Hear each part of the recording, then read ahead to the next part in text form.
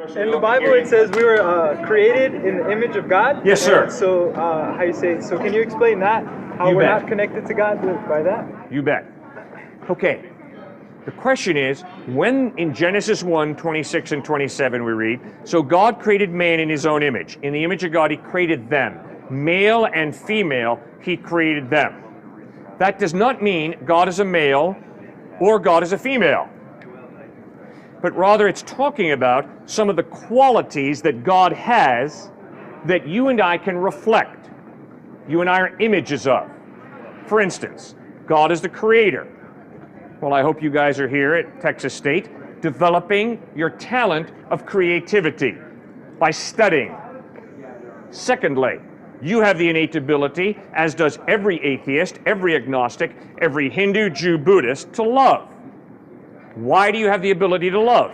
Because you are created in the likeness, in the image of a God who loves. But like pets also have the ability to love us and adapt connections in forms of like mother beings, like cows, mother cows mourn off of the loss of their children. It's been, documented in animal rights cases and stuff like that.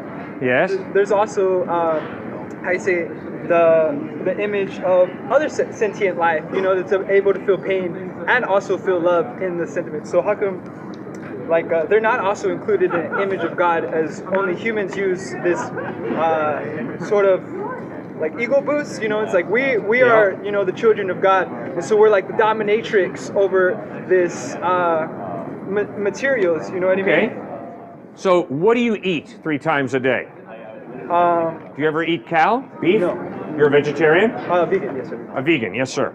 Okay, I respect you for being a vegan, but I hope you realize that when you cut a head of lettuce, there is pain that the lettuce is experiencing, right? Yes. Okay, so if there's pain from cutting a head of lettuce, then why would you cut a head of lettuce and chomp on it, destroy it, and eat it? Because it's not sentient.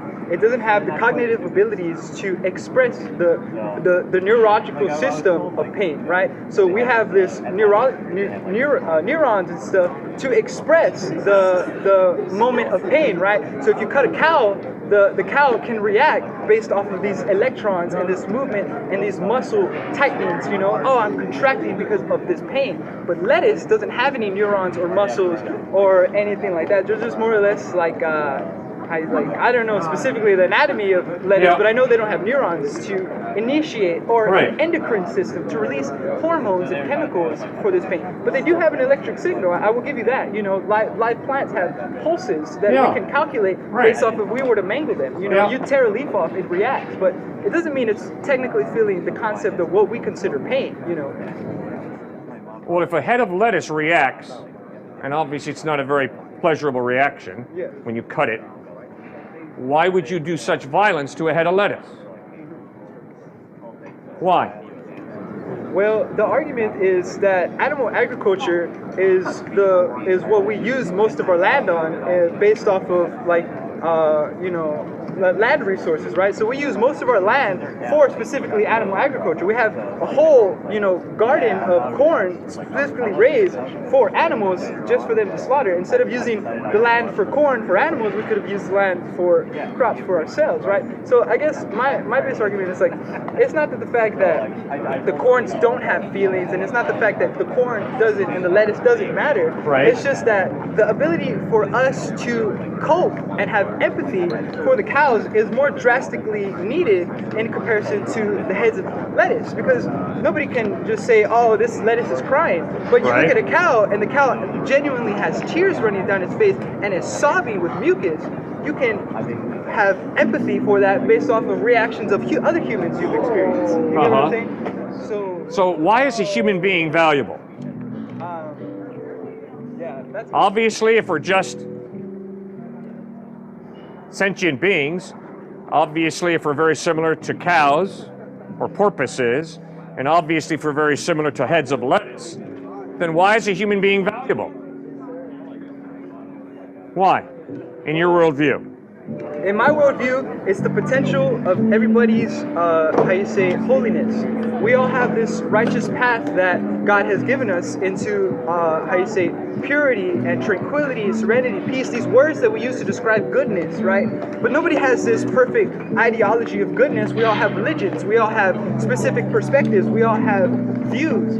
But what makes human beings so capable is our ability to connect. This ability to say, I am alive with you, you know? Because what happens is animals focus severely on survival, which is okay, but they also include a system, like monkeys have like a alpha male, you know what I mean? And then like lions like have alphas, and so they have an understanding that there's a place for everything based off of their environment, right? And so humans' value comes from the potential to connect with those things. You know, it's like that lion over there can kill me, but I can love that lion from a distance. I can feed that lion. I can nourish that lion, you know? And so that's where the value and the potential and the beauty of life comes from. Healing, nourishment, love, you know, God's blessings. You know, God doesn't bless us with, you know, his voice thundering through the sky. He blesses us with miracles and the blessings of life, you know? And and so, like, well, I'm glad you mentioned God. Yeah. Because if there is no God, you and I are just cosmic accidents, right? If there is no God, your number came up at a casino and my number came up at a casino and we were born. And we're just accidental collections of atoms, right? Yeah. So there's no human value if there's no God, right? So our value comes from the fact that God created us for a purpose and gave us intrinsic, innate value, right? No God, no value, right? You agree or disagree? I agree. You agree? Yeah, to me, like, my definition of God is God equals energy, and energy is the connectedness of something, you know what I mean? Oh, wait a second. I don't know. If God is just energy, It's not just energy. God is energy. God is the whole, you know, manifestation of what we call creation. You know, energy is the creation of matter. You know what I'm saying? Yeah. How you say atoms are made of quarks, of these, you know, elementary particles that we haven't even, discovered what they look like yet. But we've tried to understand that quarks are potential energy. Atoms are made of potential energy. sir, matter and energy have no ability to define value. Yeah. Matter and energy have no ability to define love.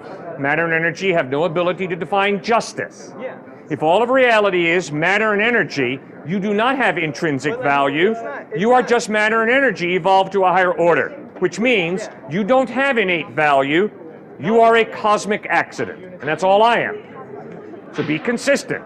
Yeah. But if there is a personal God who created you and me for a purpose, giving us innate dignity, then it's possible for us to really have innate value, innate dignity. Okay. Does that make sense? Yeah. Pantheism is no basis for the value of an individual. Because according to pantheism, everything is part of God.